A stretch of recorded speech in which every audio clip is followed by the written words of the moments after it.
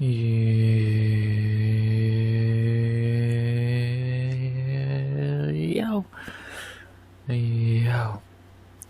RX back with another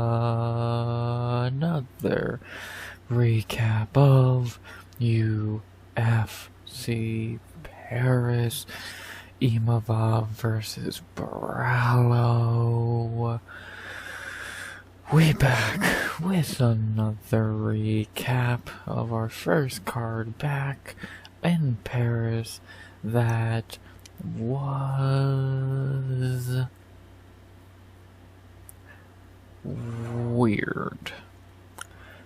You kinda gotta talk about the card in two different parts. You got the first part, which we'll get to, that was perfect.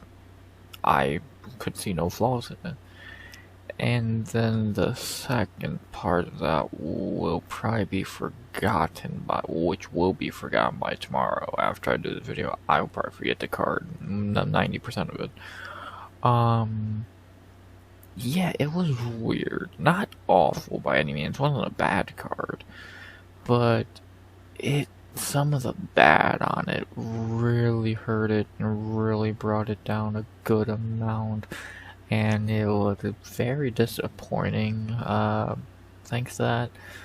Even for how good some of the card was, some of it was pretty bad. And I don't know, it sucked because it had all the makings, like after a while being the best card, maybe of the year, but it really just fell flat. It lost a lot of momentum, and it was far from one of the better cards of the year. And now it's just a forgettable fight night. It was fine. I don't know, it was fine. Good to have fights back no matter what. And, yeah. It was fine. Like, I really don't know what else to really say. Yeah. I'm excited to recap it, because a lot of it's gonna be easy to recap. And, yeah, I don't know, I enjoyed a lot of it. I did enjoy some of it. Good to have fights back either way. And let's talk about it, man. So, I'll stop, I guess, talking in mystery. I guess we can just finally get to it and talk about what I am hinting to being the good and the bad of the card. So let's do it. Last thing I can think to say before I do is, as always, the normal YouTube bullshit. Please like, comment, and subscribe. Trying to sub 200 subs to goal by the end of 2025. And unless I'm going to say something which I don't believe I am, shall we begin the recap? I did YouTube bullshit. I talked about the card being really fucking weird. I think we're ready to recap it. Let's do it. UFC Paris Recap. Fights are back, for better and worse in some moments. Let's begin the recap. 13 fights after we already talked about Kieta pulling out in the breakdown, or missing weight, I should say, in the breakdown, so we don't need to talk about that again. So let's just begin with our first fight of the night, our first of many finishes on the card.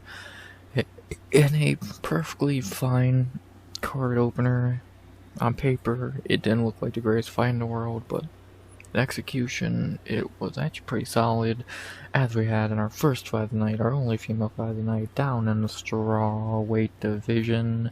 We had a fight that was easy to predict, even though it did end in a finish, which was surprising. We had to begin UFC Paris and welcome us back to fights. Sam Hughes versus Shauna Bannon, or Bannon, whichever one. I know it's Bannon, but Bannon. Did not expect a Sam Hughes finish today, to say the very least.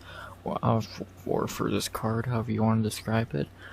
Yeah, I'm not even for the prelims, I'm not gonna waste time bringing up verdict or scorecards, because every fight ended in a finish, so I'm not gonna waste time with how the fights were scored, because there's not much to say. this fight was going exactly as I predicted. I think everyone predicted it. In round 1, Sam Hughes got Shauna on the ground pretty quickly. I think about 2.5 minutes in. Threw her down pretty easily, kept her down pretty easily took round 1. Round 2, tried to do much of the same. Eventually, Shauna gave up her back, gave up her neck, and got rear naked choked in about under 2 minutes. And Sam Hughes wins by second round RNC in under 2 minutes in a fight that was a layup for her. Yeah, I don't think we're shocked at all. Like I said in the breakdown, Shauna Bannon is garbage. And this was a complete mismatch. Sam Hughes is not a great fighter, but compared to Shauna Bannon, she looks like fucking Whaley. So, yeah, Shauna had nothing for Sam. Her striking is shit. Her kicks are her only okay weapon, and she really couldn't get those going, especially since Sam would just catch them and take her down anyway. She has no grappling. She looked pretty tired after round 1. Like, Shauna just is shit. Like, if you wanted to be honest.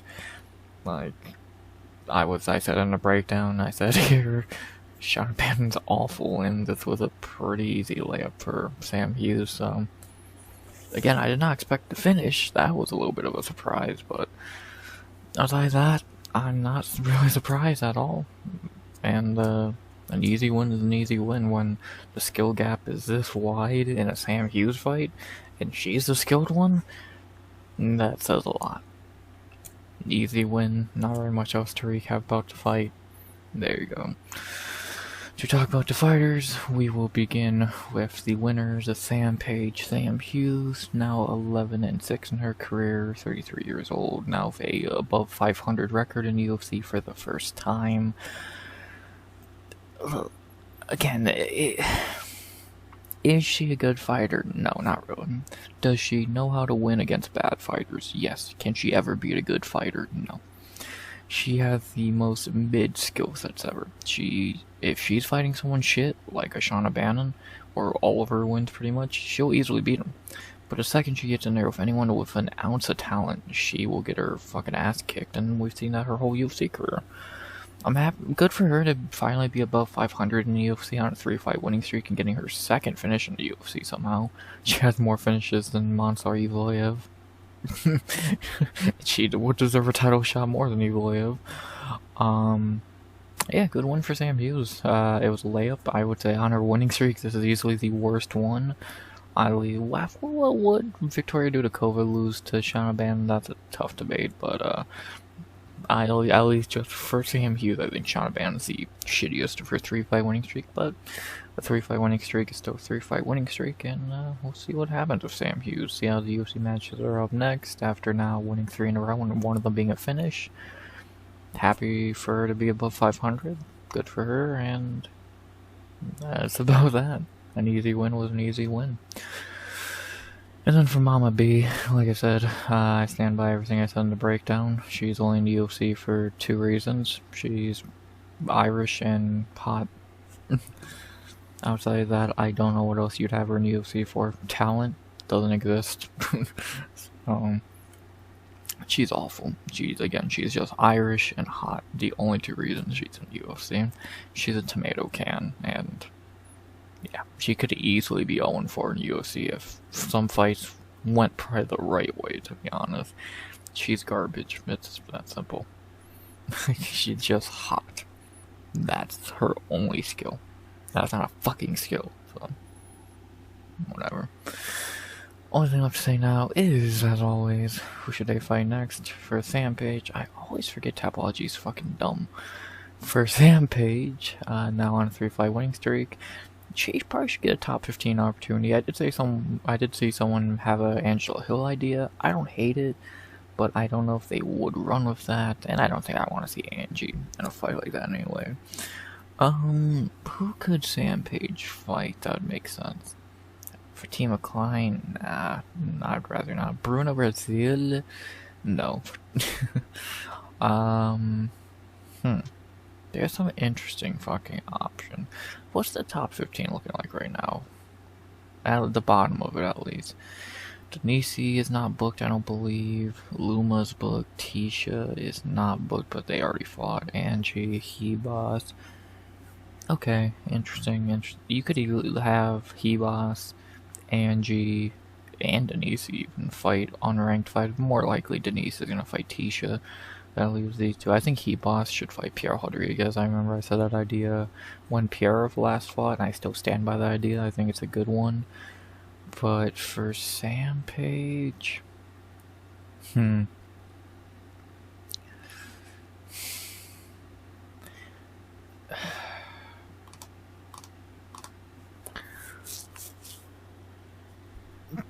it's either Angela Hill or Bruno Brazil, and I'm leaning more towards the Bruno Brazil fight, to be honest. I just don't see him giving her a top 15 opportunity, and I'd rather see like Fatima get that opportunity anyway. I think she's better and more impressive. So yeah, I think I like that Bruno Brazil and Sam Hughes. Bruno coming off that win against Shiming that no one watched because it was like 6 in the morning on a Friday. And plus Shiming is ass, but you know.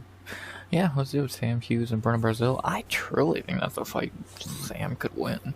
Like, Bruno Brazil is awful. And I truly think that's a fight that Sam could win, so...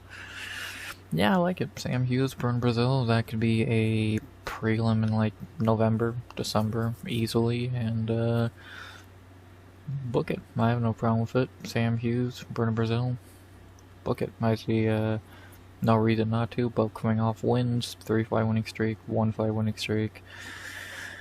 Unless they do give Sam a top 15 opportunity, which I would be fucking amazed by. Let's do Sam Hughes and Bruno Brazil. Sounds like a banger. Doesn't it? Doesn't it? No. It sounds like a fucking prelim. No, do it. Sounds like a perfectly forgettable fight that makes sense for both. Banger. Yeah, there you go. Not very much else to say about this fight. An easy win for Sam Hughes is an easy win for Sam Hughes, which says a lot when you're an easy win for Sam Hughes. Shauna Bannon is garbage. I don't think they're going to cut her. I would be shocked because she did go on a 2-fight winning streak before this, even if it was debatable if those were real wins. So they won't cut her. But, yeah, Shauna will probably just get beat again by someone else, and Sam will... Again, I like the Bruno Brazil idea, so look it. Not very much else to say. Good opening fight, good finish for Sam Page, and there you go. Not really much else to say. Fine opening fight. Like a lot of times lately, the females start off the card with a finish. Sam Hughes keeps that trend going. Good win for her. Let's see her fight Bruno Brazil. There you go. Good opening fight of the night. Good job, ladies, and your only chance of the night to showcase. Did a good job. Next, we got the male fights for the rest of the night, and oh boy, do we got a lot to say about some of them. As we will begin with our first male fight of the night, one of the better ones on paper, and the shortest one in execution. As we had in our second fight of the night, our first male fight of the night, our first of 3 fights that will which that all ended in finishes, and this one might be the most impressive just because the other two were weird. We have in our second fight of the night, my first of many bad picks. We have in our first male fight of the night, and our first fight at welterweight, the shortest fight of the night, Rinat Fakhretdinov versus Andreas Gustafsson. Did not expect this to be the shortest fight of the night, and especially in the fashion that it was so short. Yeah, and obviously in a 54-second fight, there's not a whole lot to recap. Pretty much the fight started, they both threw some shots, some landed, some didn't, until Rinat landed, I believe, a stiff left hand? Was it? That hurt?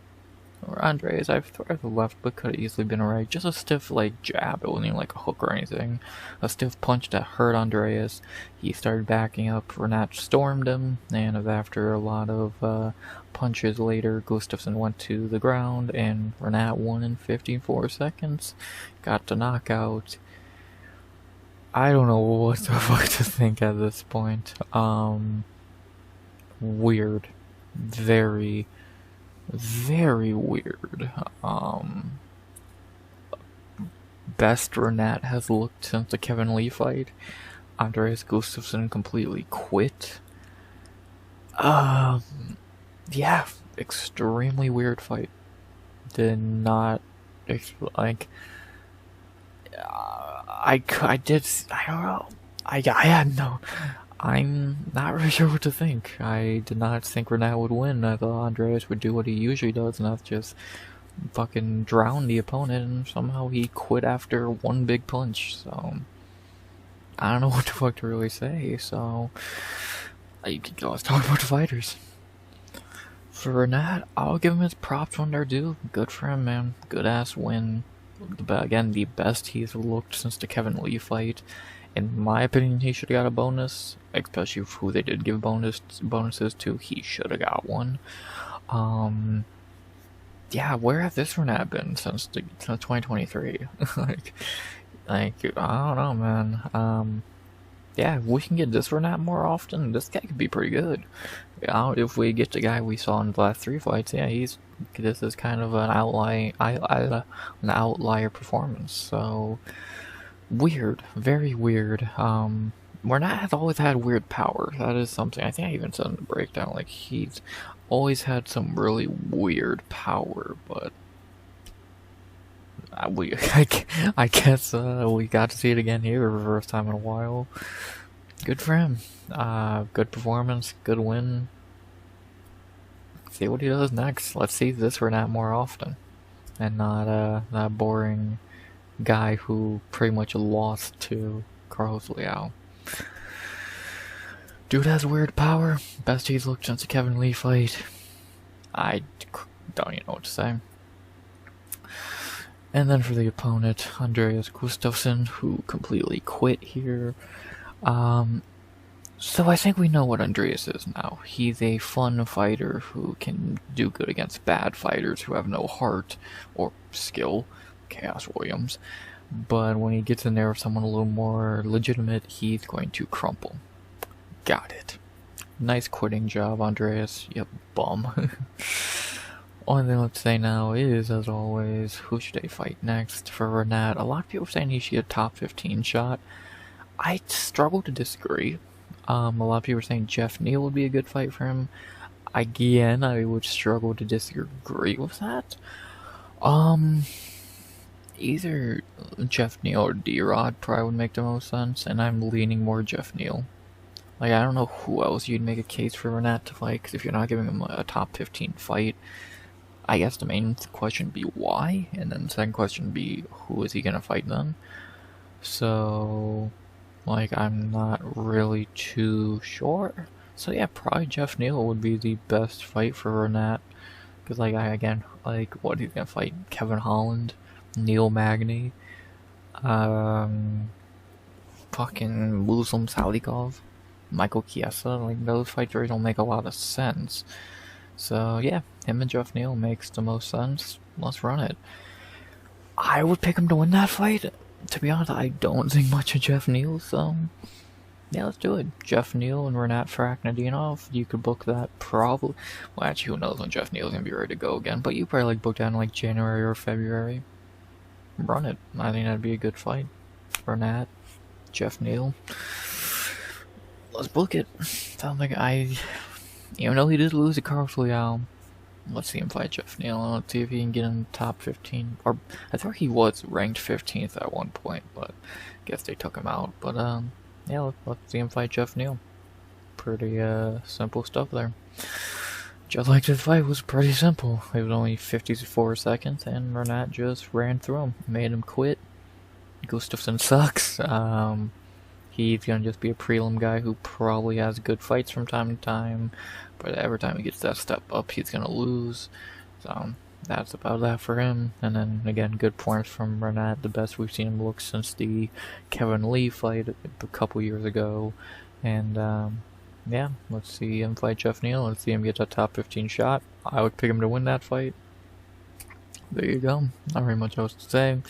Should have got a bonus in my opinion. Best Rinat has looked in a while. And let's see that Rinat more often.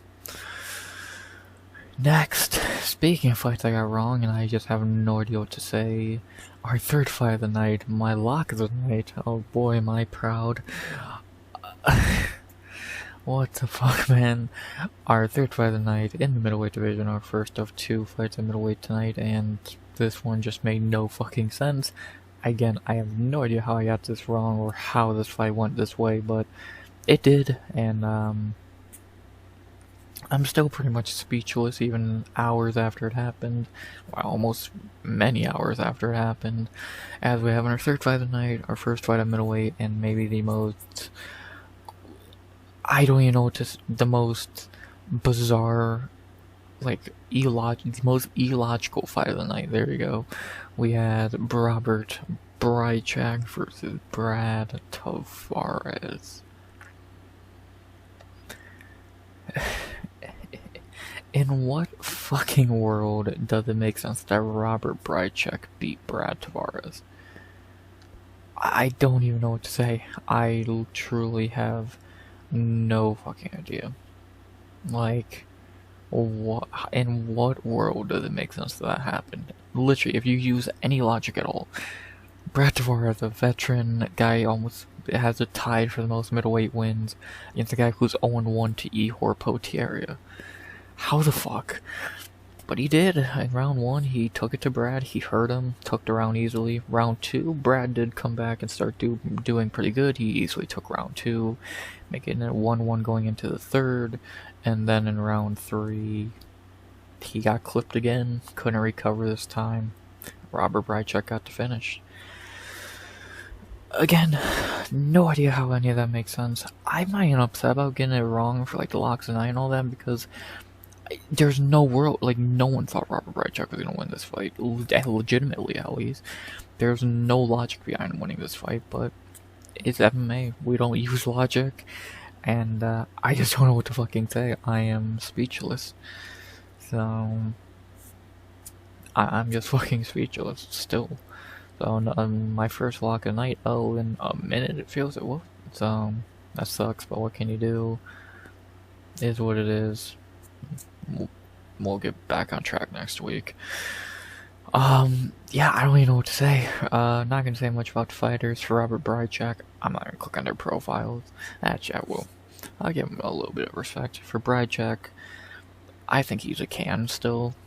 I think he's gonna get stomped by anyone he fights. Like, I could see him feeding him to like a Diba Gutiérrez or a new prospect they want to build up. I think he sucks. Like, I think he just got a really bad Brad Tavares, and yeah, he's gonna get stomped by anyone good. Especially if they try and give him like a legit fight, if they give him like a fucking, trying to think who's like legit in that division, like a Mansour Abdul Malik, who I don't even think that's good, but even him, like, if they try and do a fight like that, they will get Bryczek murdered. So, yeah, I still think he sucks, but he was a better fighter here, which still makes no fucking sense. And then for Brad Tavares, I would say he should retire, but he needs to get that middleweight record first. So, win your next fight and retire. Take the middleweight crown from Bisping in terms of wins, and retire. It's that simple. He does not have it anymore. 5 years ago, he would wipe the floor for Robert Bryczek. Now, he's somehow losing to him. Take the middleweight record and retire. It's that simple. You don't need to keep going. So, there you go. That's all I gotta say there. I don't know. There's no world logically where Robert Bryczek is a better fighter and should beat Brad Tavares, but I saw it happen with my own 2 eyes, and I don't know what to think of it. So, good for Bryczek. I still think he sucks, but he got the job done here. Tavares should retire after his next fight, if he wins it, and takes the middleweight record for wins. And, yeah, make the most illogical fight of the night. No idea what else to describe it as. Good for Bryczek. I'll take my lockout on the chin, because all logic points to I should have been right, but there's no such thing as logic in MMA. Next, our fourth fight of the night, our first debatable stoppage of the night, and our second fight at welterweight tonight. as we had in a fight that kind of got us back to the logic side of things, even though for a little bit, not a while, we had in our fourth fight of the night a good giraffe battle at welterweight between two good prospects. One had to fall, one had to rise, and did one rise alright. We had in our fourth fight of the night our last welterweight fight to the main card, and a very decent prospect battle that got us back on track after whatever the fuck the last fight was. We had a giraffe battle between Sam Patterson versus Trey Waters. Well, Sam Patterson is pretty fucking good. This was an interesting fight. For the first couple minutes of it, I believe Trey Waters was winning. He's able to bloody up the nose of Sam pretty good. He was able to, like, stay at range and jab him up. But eventually, Patterson finally landed that beautiful big right hand that really hurt Trey, and at that point it was kind of over. He swarmed him, he kept hitting him with good shots, Trey would just not go down, and after a good amount of damage, the ref finally stepped in and stopped it. I think it was an early stoppage because he should at least let the man hit the ground before you stop it, and he was about to hit the ground, so you should have just waited. But, like, I guess either way, Sam was going to finish him, but I wanted to see it fully happen and not get stopped early. But, whatever. It wasn't even the worst stoppage of the night, so let that sit in. At welterweight, no less. Good win for Sam. Very good win for Sam. The dude looks like a legit problem at welterweight. He's good. He's pretty fucking good, and, not really much else you could say. He's pretty fucking good. This was a good fight, too. We still have not seen him go deep into a fight, which is something I would like to see here, but I guess I'm not up to knockout either. And, yeah, against a guy bigger than him, he started off a little, both guys kind of started off a little odd, but they kind of found their footing. Sam was able to adjust and win. A good fight, good win for Sam. Dude's good at welterweight, man. Whoever told him to fight a lightweight at the beginning of his career is a fucking moron. Good one for Sam. That's, not the long and short of it. Let's talk about the fighters. For Sam, now on a 4-fight winning streak, at welterweight undefeated, pretty much outside of that loss at lightweight to, Ash Moose. He's good. He's looking fucking good, man. At welterweight, he looks like a legit problem. His striking has got so much better. His grappling, we know, is phenomenal. Again, the only two things I worry with Sam is his chin is glass, and we have not seen him go more than 2 rounds. Outside of those two things, this dude's good. He is looking like he has a small possibility of being a top 15 guy. He has the tools for it. He's well-rounded. If he has a good gas tank that can go like the full 15, this guy's gonna be good. So, Sam's legit. He's definitely legit. He has saved his career completely, because I think at lightweight he was gonna probably fuck himself over and not be that good. But now at welterweight, undefeated, 4-0, looking like one of the brighter prospects. If he has cardio, welterweight has a fucking problem. And then for the loser of the fight, Trey Waters, not very much there. He was the underdog, and he is a fine fighter, but he was just not on a guy like Sam's level. His wins were okay, but let's be honest, how good is Josh Quinlan? And he's not. How good is Billy Ray Goff? He's not good. So, and like Billy Ray Goff gave you a tough fight that you debatably lost. Come on.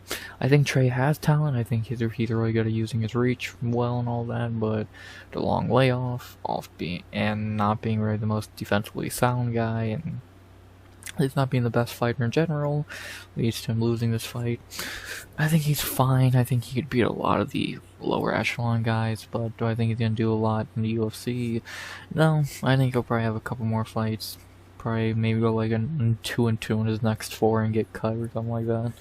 He's fine, but he's nothing special. He's just really tall, And against the lower level guys, he can win, but I don't think he really stands much of a chance against the higher level guys. Again, if you just look at his 2 losses, Bonfim and Sam Patterson, Patterson's pretty good, Bonfim is passable. Trey lost to them both.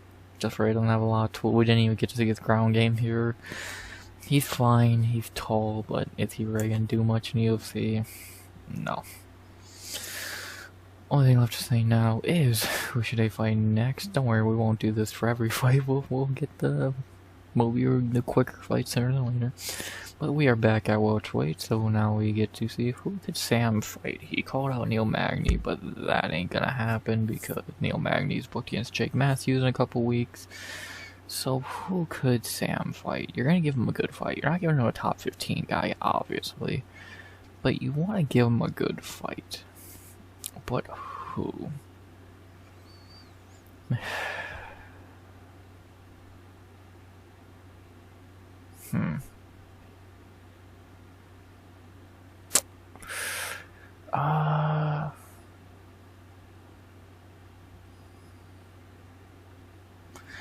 I don't hate a Nicholas Dalby idea, to be honest.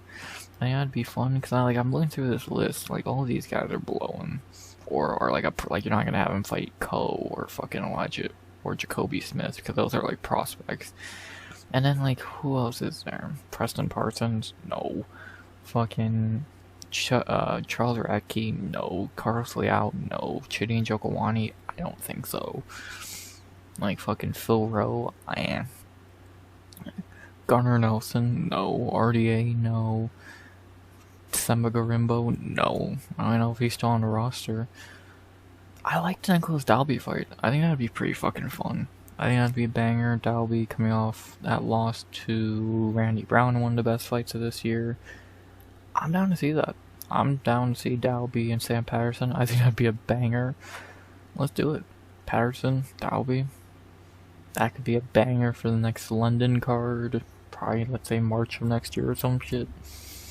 Let's run it. Nicholas Dalby, Sam Patterson. You're telling me that wouldn't be a fucking banger on any card? Let's run it. Patterson, Dalby. And that's about that. Good fight for good fight for as short as it was. Good one for Patterson. He looks good. I still think the stoppage was early, but what can he really do? He was gonna win anyway. It was just a matter of time till Trey hit the ground, and good one for Sam. Kid's a legit prospect at welterweight. If he has cardio, good luck beating him. And yeah, Trey, I don't think he's a bad fighter, but just again is not as skilled as his other co-workers at welterweight, and yeah, he's just kind of average. So that's about that. Let's see Sam Patterson fight Nicholas Dalby. I think that'd be a phenomenal fight, and I do think Patterson would win that fight. Awesome fight for the London card, probably sometime next year. Book it, would be awesome. Sam Patterson's a legit problem at welterweight. One more win, you could start talking about him in the top 15. Kid's good. Welterweight was the best move of his career. Kid's a problem. That's all I can say. Well, let's see him against Nicholas Dalby. Here you go. After that, we go to our 5th fight of the night, our first debut of the night, and one of the more dominating performances of the night, our 19th ever in the leg kick knockout, so a little bit of history made there. As we had in our 5th fight of the night in the lightweight division, our first of 4 debuts tonight, and yeah, this one, the other, they were pretty bad. This one, yeah, this one pretty bad. He kind of got his ass beat, which was super expected.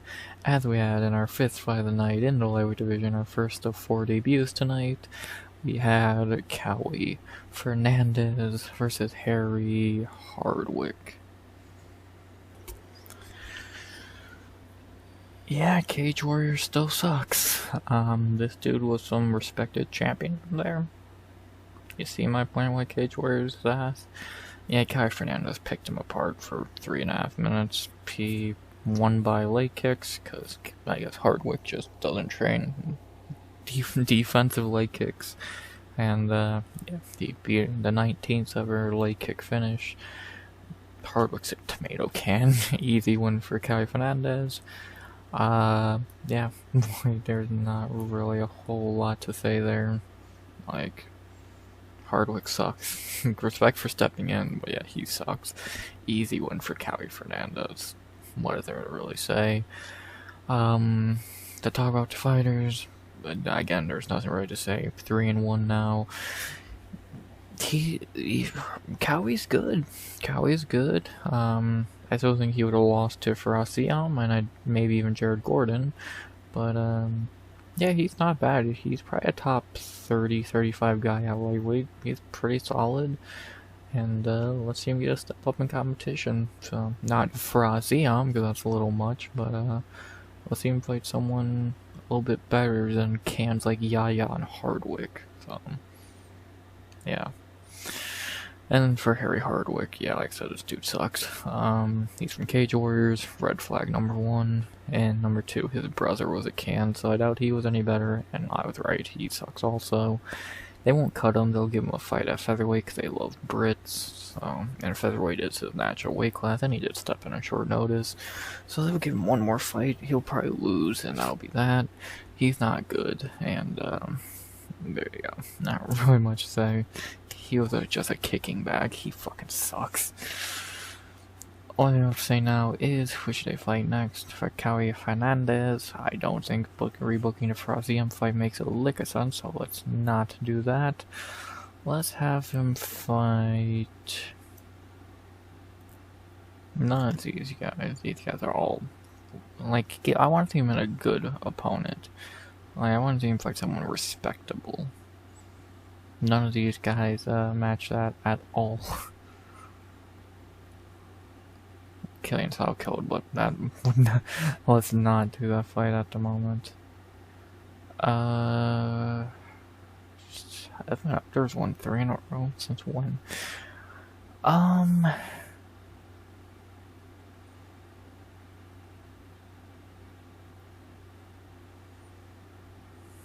I'm trying, like, who could he fight?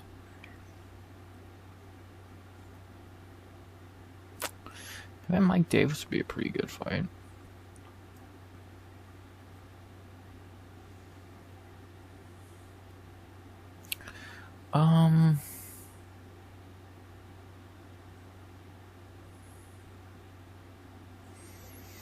I'd be down with him fight Drakkar close. Actually, yeah, I do like that fight. Him and Drakkar close would be a pretty good fight. I think that'd make a lot of sense. Let's do it. Kauê Fernandes and Drakkar close works for me. I think it makes sense. Book it. I think I'll take Kauê to win that fight. Book it. Kauê Fernandes, Drakkar close. You'd book that for probably maybe January. Drakkar, never been the most active guy. Kauê took no damage here. Let's run it. Kauê, Drakkar close. I don't see why not. Felt like a good fight to me. Look it. Not very much else to say. A good win for Kauê Fernandes and a complete layup against a tomato can on short notice. Good win. Good 19th ever leg kick finish. And let's see him play Drakkar close. About that. I was going to add more, but I already said everything I had to say. An easy win's an easy win. What else there needs to be said? After that, we get to our co-main event of the prelims, a fight I was badly wrong about in terms of how exciting it was going to be, and just, I guess, with the signing as a whole, as we had in our co-main event of the prelims in the heavyweight division, our second debut of the night, and easily the best of the 4. We had in our co-main event of the prelims at heavyweight, the best debut of the night, Ante, Delija versus Marcin, Tybura.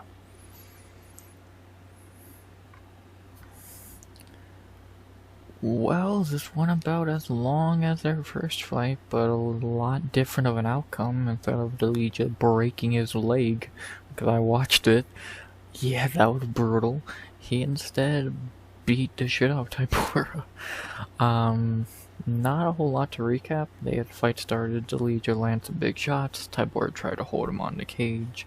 When eventually Delija was able to pull away, he was able to land some big shots, put Tybura down, and knock him out. Delija wins by first round knockout in a little over 2 minutes to get the win the debut, and get the top 15 ranking against a very old Marcin to get revenge for their fight 10 years ago when he snapped his fucking leg. What a debut. Like, what a fucking debut. That's how you make a debut. No one else on the card took notes, but that's how you make a debut. You go in there, you walk through the guy, and you win. That was impressive. That was extremely impressive. Great performance by Delija. Like, there's not really much more I can say.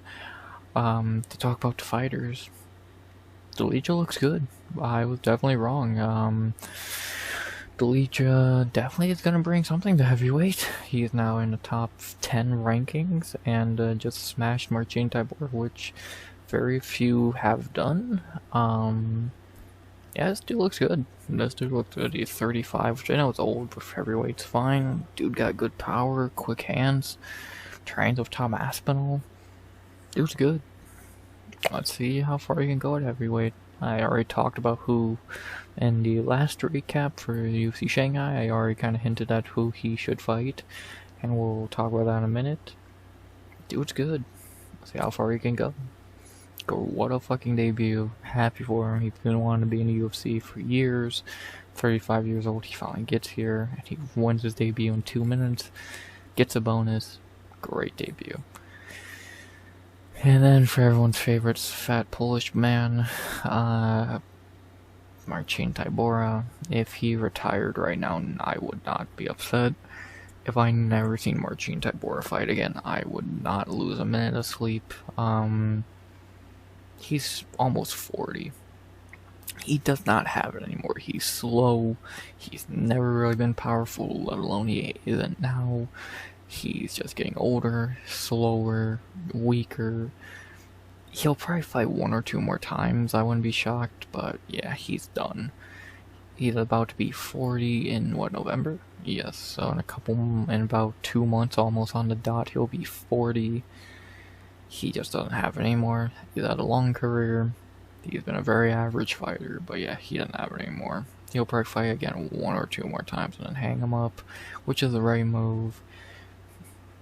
His boring style is easy. If you can crack his chin, you'll beat him easily. If you let him fight his boring fight, you're gonna have a long night.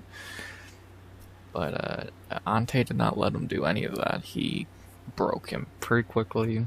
Tybura should probably retire, but we'll probably see him at least once more, if not twice more, before he hangs him up for good. With that being said, the only thing left to say now is, who should they fight next? For Delija, I said it for the Shanghai recap, that the winner of this fight should fight one man, and that is Sergey Pavlovich. So let's run it. Ante Delija, Sergey Pavlovich. Makes sense to me. Pavlovich had looked super unimpressive lately. Delija had looked super impressive in his one UFC fight so far. I'm down to see it. Pavlovich, Delija could be a sick co-main for like an Apex card. Book it. Hell, you could even make a case for it being an Apex main event. Be better than some of the ones they fucking book. Let's do it. Ante Delija, Sergey Pavlovich. Do I actually think they'll do that? Probably not. Knowing the UFC, they'll probably have Delija fight Sergey Spivak or fucking Kennedy and Zechiko, which is fucking stupid. But for booking logically, which some UFC does not do, I want to see Sergey Spivak versus Ante Delija. Makes sense. Let's do it. Would be a banger. Book it. Said it 2 weeks ago. I stand by it now. Delija, Pavlovich, book it. With that being said, there's not very much else that needs to be said about this fight. Delija had a phenomenal debut, as good as you can get. Ran through Tybura like he was nothing, and looked super impressive. Good for the old man, finally getting his shot in the UFC. Let's see how far he can go. for Tybura. He probably won't retire. We'll probably see him 1 or 2 more times. And yeah, he just doesn't really have it anymore. Good one for Delija. Let's see him fight Sergey Spivak, which would be a banger. Again, could be a Apex main event or a cool Apex prelim, or even like maybe a main card open or like a featured prelim for a pay-per-view, something along those lines. Well, it would be good. Or actually, that could even be like a second fight of a pay-per-view. Let's do it. Would be a banger. Book it. Maybe December, January. Book it. Great debut for Delija. And let's see him fight Sergey Pavlovich. And then finally, we get to the featured prelim. Only 45 minutes later, we get to our 7th fight of the night. The featured prelim with a CAD. A fight that was as easy as I think most expected, even though there was a chance he could have shit the bed here. He didn't. We had our featured prelim, the worst fight on the card on paper, one of the lowest level fights on the card, and actually it was one of the better fights compared to anything on the main card, really. Our featured prelim at light heavyweight, Oumar Sy versus Brendson Ribeiro. Sy easily beat Ribeiro, finished him round 1. That's about that. Well, let's just get to the fight idea. For Oumar, well, if I can find him a fight idea, which I probably can. I still don't think he's good. We know Brendson Ribeiro's a complete joke, so I have nothing good to say about him. But for Oumar Sy, or C somehow, there's some options for him. They're gonna probably give him another layup, because he's not very good. So I would not be shocked to see him fighting a guy like a Marcin or a fucking Julius Walker. I wouldn't be shocked at something along those lines. Or even like an Eric Mechanico, because again, Sy's just not that good. They're not going to give him like a Dustin Jacoby, which is a very difficult fight. So we'll see. Time will tell. They want to push him because they do like him, because they do want him to be good, but he's just not. I'm down to see him fight Julius Walker. I think that'd make a lot of sense. Both guys 1-1 in their last 2, lost to Alonzo Menafield, which I think that's Menafield's 2-fight winning streak, ain't it? Yeah, Sy and Walker. Yeah, let's do it. Oumar Sy and Julius Walker. I think Sy should probably win that fight. I think Julius Walker's horrendous. Like, that dude literally has no fucking talent. And it'd be another win for Oumar Sy. Would get him on a 2-fight winning streak, and then you could debate getting him closer to top 15 again. Let's do it. Oumar Sy and Julius Walker. Makes sense. Why not? Run it. There you go. Not very much else to say. Brendson Ribeiro is garbage, but they're not going to cut him yet. Oumar Sy is, I don't think, very good, but he was obviously the way better fighter here. And who should he fight next? I'm down to see him fight Julius Walker. I think that'd be a very interesting fight. He should win that fight, because again, Julius Walker is horrendous, and if he could win that, then you can make a case for giving him a guy like a Jacoby or Zhang Ming Yang. And yeah, there you go. Oumar Sy, Julius Walker, book it. Featured prelim was fine, easy finish at least. Ribeiro's a joke. Sy is not great. That was that. Still, I think. So, at least on prelim, was it the worst prelim? You can make a case for it. There you go. Those are the prelims. We still got plenty more to do. But yeah, I think these prelims were perfect. I can't really think of anything. The only, the Sam Patterson fight was a debatable stoppage. Like, everything else was perfect. 4 first-round knockouts, back to back to back to back. The first 3 fights were good. A giant upset, 2 giant upsets really. Sam Hughes got a finish. I think these prelims were perfect. I can't find a goddamn flaw with them. I enjoyed them. This was shaping up to be one of the best cards of the year. And then the main card started. Shall we get into that? As much as I don't want to. We were going to go through it pretty quickly, kind of like we did in the breakdown. Shall we get into it? As much as no one wants to. Prelims were phenomenal. The main card was not.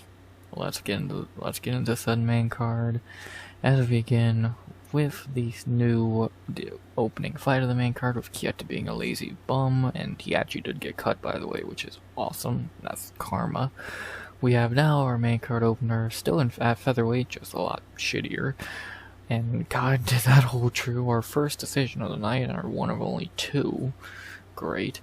We had in our main card opener to open UFC Paris with a fucking whimper. We had at featherweight William Gomis versus Robert Ruchała, or whatever dumbass way they were trying to say Ruchala's last name, because it's Ruchała. Either way, this fight was garbage. Yeah, the main card started, sadly, and it was bad. To bring up my scorecard and how the fight happened, round 1 was all Gomis. He's completely outclassed Ruchała. Round 2, Ruchała had a better round. He woke up and did pretty decently. I think everyone agrees he got round 2. And then round 3, it was a pretty close round. Neither guy did a lot. Ruchała did land a perfect head kick that really hurt Gomis, and with like a little bit of time left, he had no idea how to follow it up and get the finish, but, you know, dumbass. But in my opinion, that still logically should give him the round, since he landed the biggest shot of it. But obviously we're in Paris, they're biased, and that was never going to happen, so William Gomis got the nod. I'm not going to call it a robbery, but I do think it's very debatable. And, yeah, not really a whole lot to say. This fight sucked. It was two terrible fighters fighting. I'm not even going to click on their profiles, they're so ass. William Gomis is still garbage. I don't know what anyone sees in him. He is shit. And for Robert Ruchała, why the fuck did they sign this guy? He literally... he throws like the same 4 punches. He has no idea about fucking different strikes. Like, he's ass. Like, he would have lost to most dudes on Contender Series. He would have lost to Tommy McMillan. Like, dude, Ruchała is garbage. Like, this fight was awful. This was one of the lowest level fights I've seen. And it still was a close, debatable decision. So, I don't know. I have nothing to say about this fight. Like, I knew Gomis was more than likely gonna win, but I didn't think Ruchała was this ass.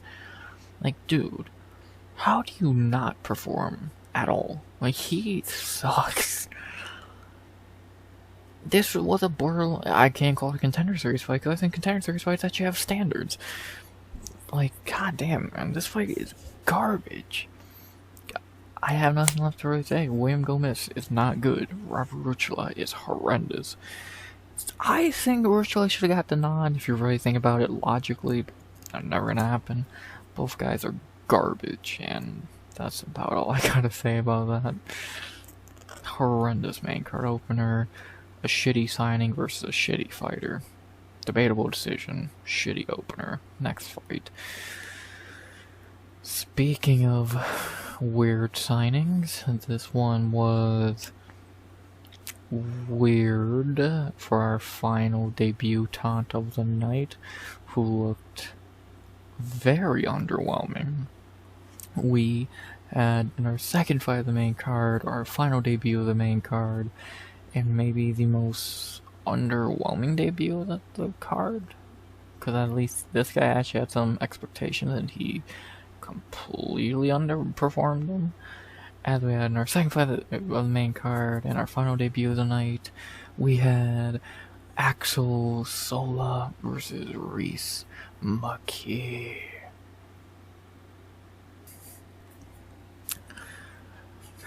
The keyword of the fight is underwhelming.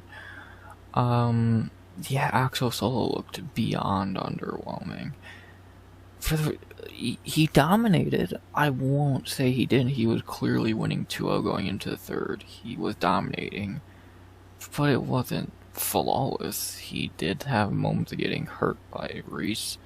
He should have not went into a third round for Rhys McKee. Should have finished him way sooner. And then in round 3, he was doing good, landed some good shots. Eventually did finally drop Rhys with a body shot.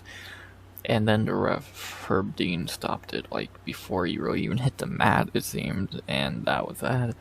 Awful stoppage, way worse than the Sam Patterson one.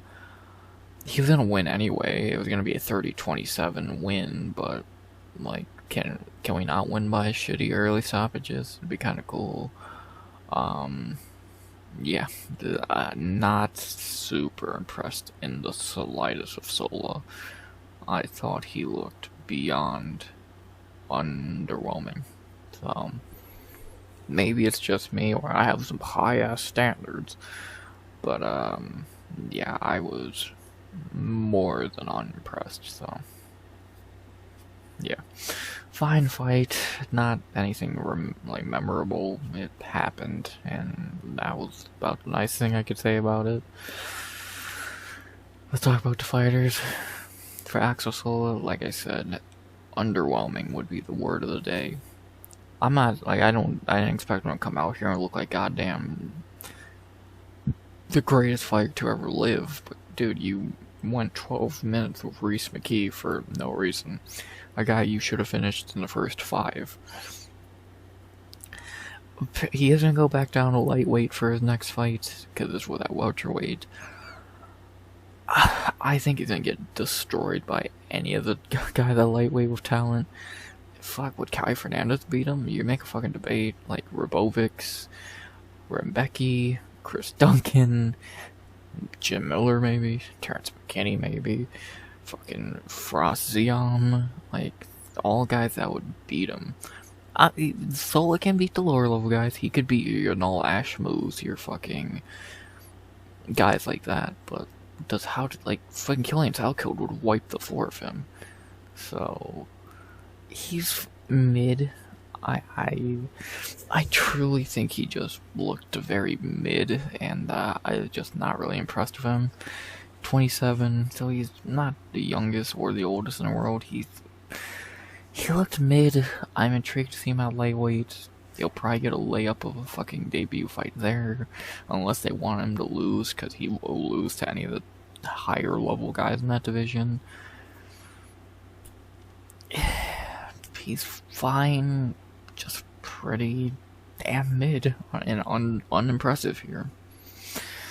And then for Rhys McKee, he's still shit. There you go. Not really much else saying. No fight idea for Sola, because obviously it's going back down to lightweight. So we'll see what happens there. Hopefully he looks better there, because I don't think he looked that good here.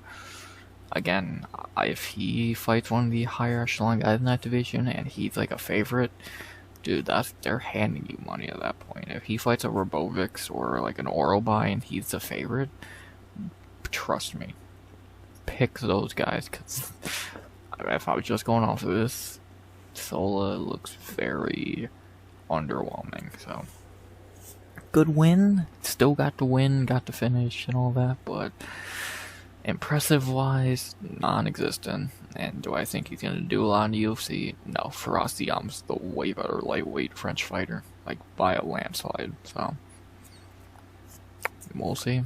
Maybe I'm wrong. We'll see how he does at lightweight. Looked unimpressive here against a tomato can like Rhys McKee. Nothing else to say. See how he does in his natural weight class, I guess. After that, we get to a fight that I really don't care for. I know everyone, oh, it's such a great fight. I don't know what was so great about this fight. It was extremely forgettable. It was two shitty fighters fighting, so, you know, not really a lot to take from it here. As we had in our third fight of the main card, going down to lightweight division, a weight class we just talked about, for a fight that I do think Axel Sola would beat these two for sure. As we had in our third fight of the main card, a completely fine fight, nothing special, between Mason Jones versus Bolaji Oki. It was a fight. Oki dropped Mason early in round 1. Mason came back in the later half of the round and beat Oki up. And then round 2, like every Mason Jones fight, the fight gets hard, and Mason Jones becomes a boring wrestler. He took Oki down, he ground and pounded him, and got the win. It was a sloppy, shitty fight between two frauds. Like, was it a good fight? Sure, it was okay. Are either of these two good fighters? Hell no. I'll just get to the point here quickly. Mason Jones is garbage. I don't know what anyone sees in him. He is ass. Like, dude, I truly think, like, he's not good at all. Like, what am I... He's boring, and he's not good. He becomes a panic wrestler in every fight, bro. He made a fight with Jeremy Stevens boring because he sucks so bad, and he had to grapple a 50-year-old Jeremy Stevens. Mason Jones is shit. Kauê Fernandes is better. I can full-heartedly say, just going off lightweights on this card, Kauê Fernandes and Axel Sola are way better. Way better. And Bolaji Oki's mid. He hits hard. That's about it. I think, was the fight fun? Sure, it's okay. Did he deserve a bonus? No. Are these two good fighters? No. Was it some great fight? No. It was two bum frauds having a sloppy, shitty fight you should have saw on your local Cage Warriors card. Shitty fight, Oki's mid, go back to the Apex, Mason Jones is ass and is gonna get beat by any real talent he fights. And that's about that. I pray to God they gave Mason Jones a higher level guy like an Oral by like a Rebovics, like a Zell Huber, because they will destroy him. He's not good at all. He got fraud checked the first time he was here. He's gonna get beat again because he is not good. Shitty fighters having a subpar fight. Good job. Next, our fourth fight of the main card, going into the light heavyweight division for a fight that was very satisfying in many ways, and more ways than one, as we had in our fourth fight of the main card in the light heavyweight division. Again, a very satisfying fight after all the years of having to watch this idiot fucking ruin cards and bore us to death. As we had in our fourth fight of the main card, co-main to the co-main, Modestas, Bukauskas versus Paul Craig. Not a whole lot to say here. Obviously, it was only 5 minutes. For most of the fight, Buka just kind of rushed in on Paul Craig, landed some shots, and backed out. Weirdly, halfway through the round, he tried to start grappling Paul Craig, which, dumbass. And then late in the round, Paul Craig did his famous pull guard, and Buka got annoyed, or just said, "Fuck you, I'm going to beat your head into the mat." And he did. He elbowed the shit out of him. I think he landed an elbow like right at the buzzer that put Paul Craig out. The ref waved it off when Paul Craig didn't get up after the buzzard. And that was that. Modestas Bukauskas, first round knockout. Good shit. Yeah. Modestas Bukauskas is just better. Paul Craig is a can, and good one for Buka. For some reason fighting back from guys he's already... the only guy to be on a 4-fight winning streak and fighting backwards, but UFC's gonna UFC. Good win for Buka. And, yeah, pretty simple. Yeah, UFC handed him a free win here. Good job. To talk about the fighters, not much to say about either. For Bukauskas, he gets another win, now 4 in a row. Not against anyone good, I'll agree with that, but still 4 in a row for him is pretty good. He's pretty good. I know he is from Cage Warriors, but he's the rare case of maybe he's actually pretty good from Cage Warriors. He should get a top 15 fight next. He's more than earned it. He's Modestas Bukauskas. There you go. Not really much else to really say. Is he gonna be a champion? No. Has he earned a top 15 fight though? Yes. And then for Paul Craig, he retired because he knew he was gonna get that ass cut if he didn't. Yeah. Do you want me to be harsh or nice? You already know me. I'm gonna be harsh. good riddance, you boring bum. Like, the dude was never good, let's be honest. But he has some great wins. Those are all flukes. Jamal, Ankalaev, like, he's not better than those guys at all. He fluked his way to a fucking pretend win. He's shit. He's not a fighter. A fighter does not lay on their back and kick their feet up hoping you jump into their guard. A real fighter does not shoot a takedown or pull guard. He's a can. Good riddance, you bum bitch. And go do some stupid grappling tournaments. Good riddance, you always sucked. I would say enjoy retirement, but I'd be fucking lying. Fuck you, Paul Craig. Good riddance. Only thing left to say now is, who should they fight next? For Buka, like I said, he deserves a top 15 opportunity. But versus who? I say there's pretty much 3 options, and they're all guys in the bottom ranked 3 guys. Krylov, Menefield, and Zhang. I don't think Menefield. I would like to see Menefield fight up. I think he's earned that. He has 2 wins in a row. He should fight like Volkan or some bullshit. Krylov, I wouldn't mind seeing him maybe fight a Dustin Jacoby. I'm down to see fucking Buka fight Zhang Mingyang. I think it would make a lot of sense. Like, the only 2 dudes at light heavyweight who you can really make a case should be getting a top 15 opportunity outside the top 15 are Jacoby and Bukauskas. Like, who else is there? Oumar is what the UFC would like to tell you. But, yeah, like, you can make a case for maybe a Krylov fight. But again, I would rather see Jacoby fight Krylov. I want to see Zhang and, Buka. I think that'd be a good fight. I'm picking Buka all day in that. Zhang Mingyang is garbage. And, yeah, I would not be shocked if Buka actually does get ranked. And when the rankings update, they take Zhang out and move Buka in.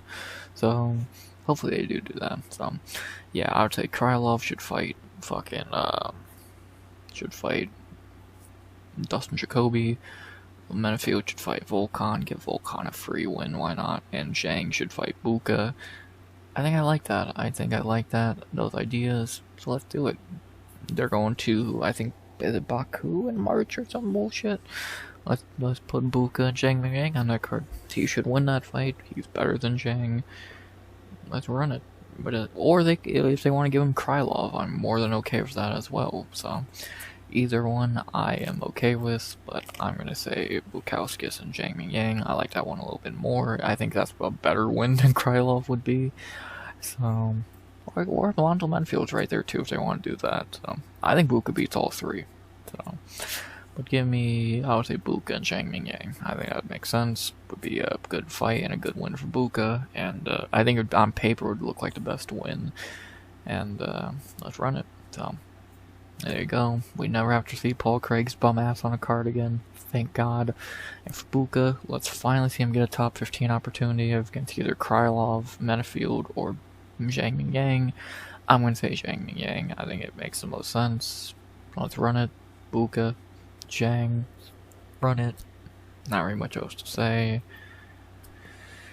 Good one for Buka. Let's see him get a top 15 shot already.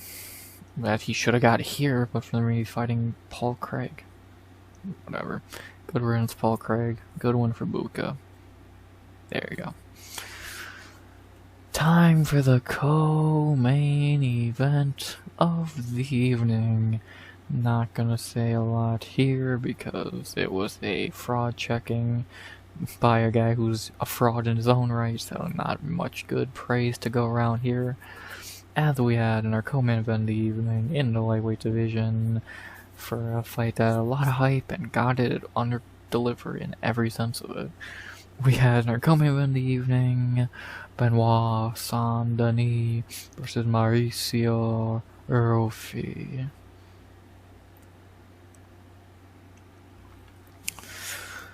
Welcome to the fraud club, buddy. Yeah, Mauricio Rufy is garbage. Something I've been telling y'all for a while, but y'all don't listen.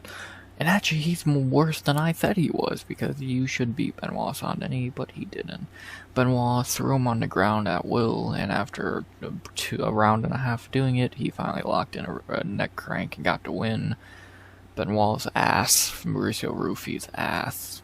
feed Benoit Saint-Denis to Matej Gamrot. It makes the most sense. I don't know who else you'd have him fight. Those two have been kind of chipping back and forth for a while.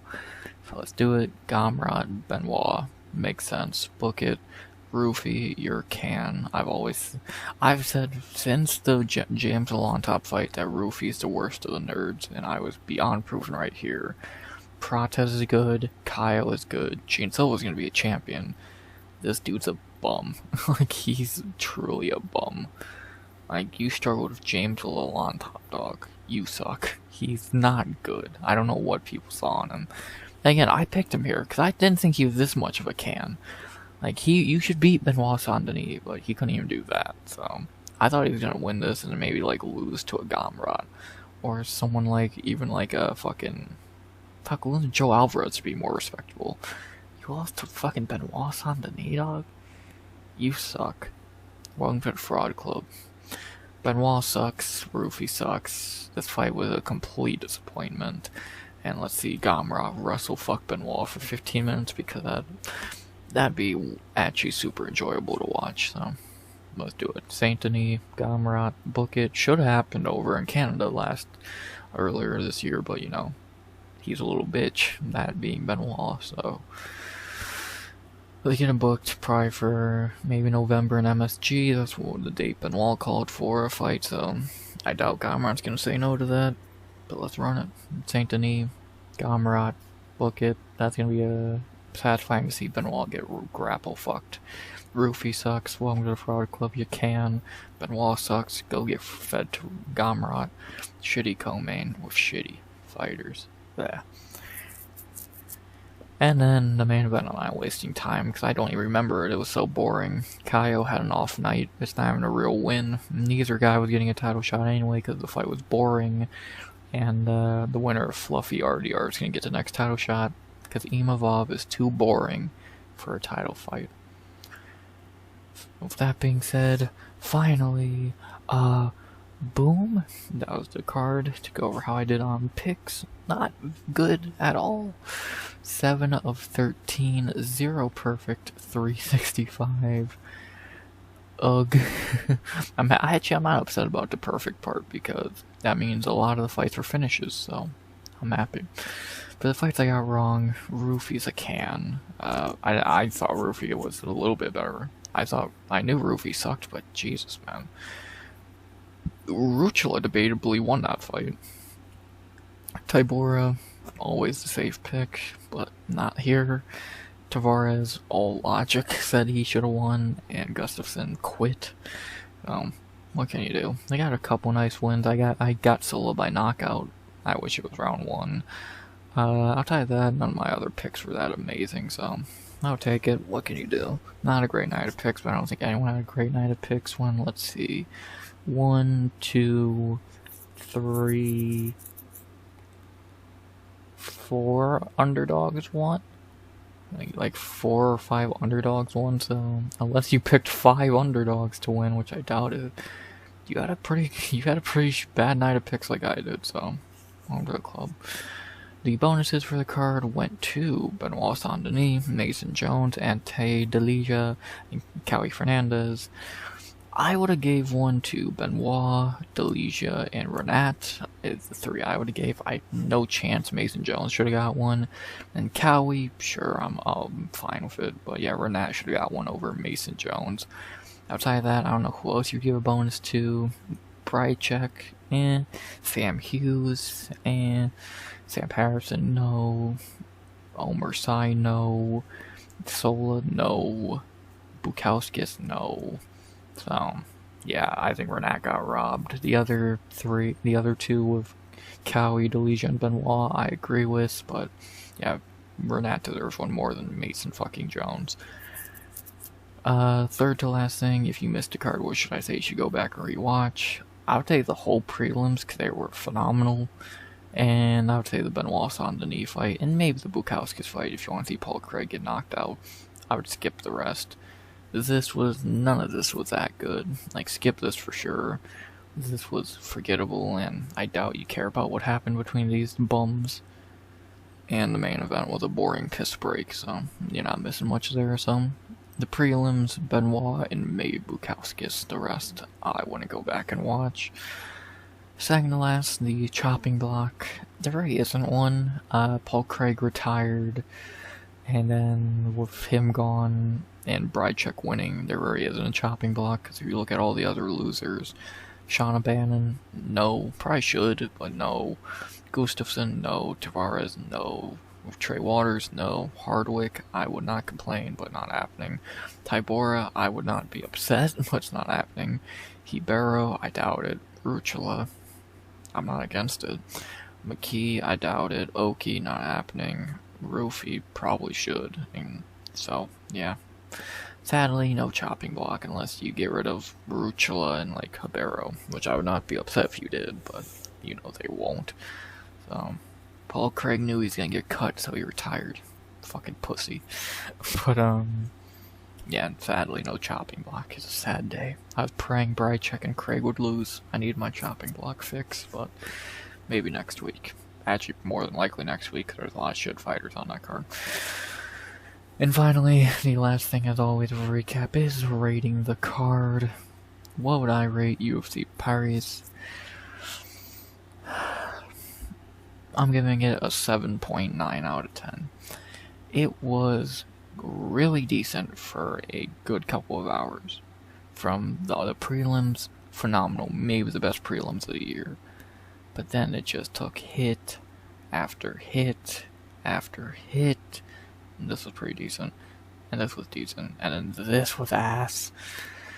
I'm going 7.9. You can make a case for an 8, but I'm going to stick at a 7.9. It does not feel like an 8. The main card really brought it down a good few pegs, because God, a lot of that main card was just ugh. And yeah, 7.9, still really good. But with how those prelims are going, or after those prelims, it feels like it should have been higher.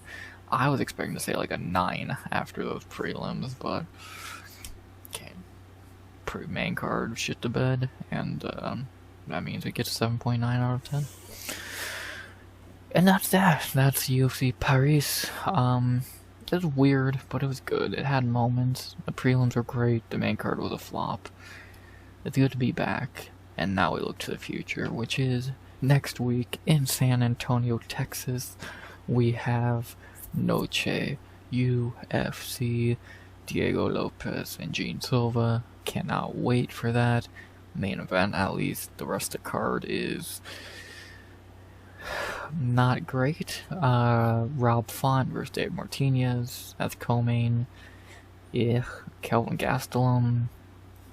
Tatiana Suarez. Alessandro Costa's back finally.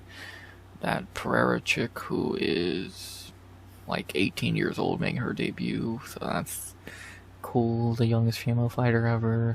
The middleweight tough finale. It's okay, but by far is the weakest Noche we've ever seen so far. So it'll probably be fine. At least it's a nighttime card. It's not at fucking 4 in the morning. So I like that.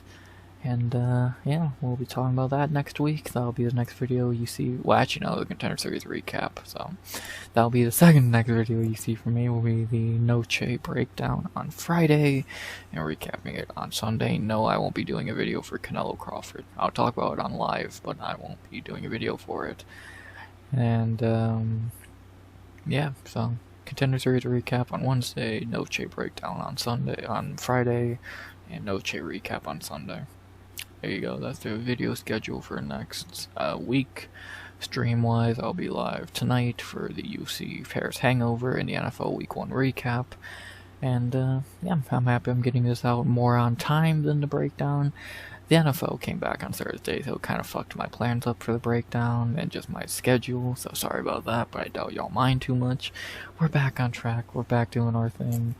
And, yeah, we're gonna have a fun stream Sunday night. Of course, y'all gotta watch out for the shorts I put out from time to time that no one watches. And, yeah, I think that's about everything. Good to be back, even if this card today was way too early, and, way too underwhelming with that main card. It was fine. Good to have fights back, even if next week is the last card before another break week. Oh, joy. And, yeah, that's about that. Not really much more that needs to be said. It's good to have fights back. It's good to be back making videos on a consistent basis outside just Contender Series. As much as we love it, we need more than Contender Series. And I hope you enjoyed the video. Good to be back, doing what we all love, and streaming. But maybe some people only like the videos. I don't know. I'm gonna stop rambling. I'm tired of talking about this card. So let's head to Noche week video-wise, and let's head to Contender Series week 5. That being said, I got nothing left to say about UFC Paris. Good to be back. Weird-ass card. Or that being said, I hope you enjoyed the video. Please like, comment, subscribe. 200 subs go by the end of 2025. And unless I'm forgetting to say something, which I don't believe I am, I think I hit every note I wanted to hit. So let's end it the only way we know how, by saying,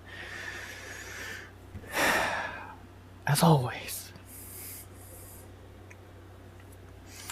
RX out. Good vibes only. And always.